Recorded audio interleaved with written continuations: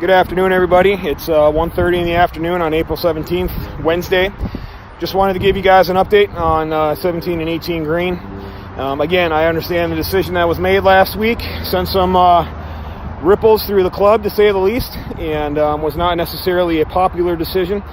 But when we're faced with certain circumstances, as this year with extended amount of snow, cold temperatures, lack of sunlight down here on 17 and 18 green, when the snow cleared off and we actually kind of saw what we had going on underneath the snow, we had to make a decision immediately with regards to the long-term health of 17 and 18 greens. So again, I understand that this has inconvenienced people. I understand that this has irritated some people, and part of my job is to make sure that this golf course is in the best possible shape it can be, and not necessarily just presenting a product, but presenting a exceptional product for the entire year. And there are times that you got to shut it down to make sure that it's good when it needs to be good. And for 2 weeks or a week and a half or so out of April, it was my decision to go ahead and shut this down, and hopefully with the intentions of trying to make this better. So as you can see, kind of what we're doing here now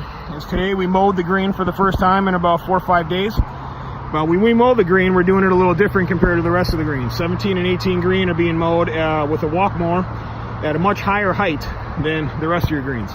And so for those of you that are manage or have your own lawns, a little home tip for you guys for a quality lawn: the higher you mow the grass, the more healthier it's going to be, the more it's going to be able to stand up to traffic, whether that's your own self-mowing, disease pressure, and as long as you're also going to be able to put less water, less fertilizer out because you got a healthier plant.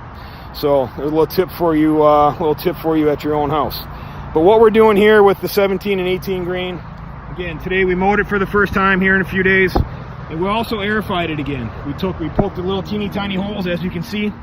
And what I also did is I come over here in all the thin areas, we went ahead and spread out some grass seed, and some of this dark colored stuff that's on the surface is actually green sand.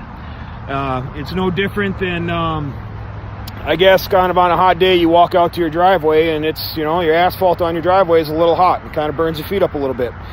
This is no different with the green sand. It actually conducts heat. It's makes the temperature just a couple degrees, that even if it's a half a degree or degree, it's going to make it a little warmer at the surface and give a little better growing environment for the grass. So we are being aggressively cautious, I guess is kind of how I like to say it. We are being proactive and trying to force growth as much as we can, but at the same time backing off with our equipment and backing off on the wear and tear on this green with the intentions of obviously trying to get things to grow. So not just you guys are affected, but we're also affected as well by doing what we can when we can, but not doing too much. So another thing that we are looking at right now as well, and I touched upon this in the last video, is looking at these trees for removal. We can see up here where the sun is right now. Well, over the next hour or so, that sun's going to be behind these trees. Here in the springtime, as you can see, these trees are growing leaves and budding out pretty good. So the thicker that these trees get with leaves equals less sun and less air movement down here to the green. So we are in the process right now of getting some things approved to come out here and get rid of these trees, not just limb them up, but completely cut them down, to get a lot more afternoon sunlight down here on 17. On 18 green, we are doing the exact same thing with mowing, aerifying, overseeding, putting the green sand down.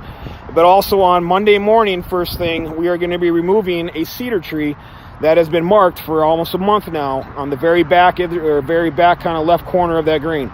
We will be cutting that down on first thing Monday morning to get more light to the left half of the green.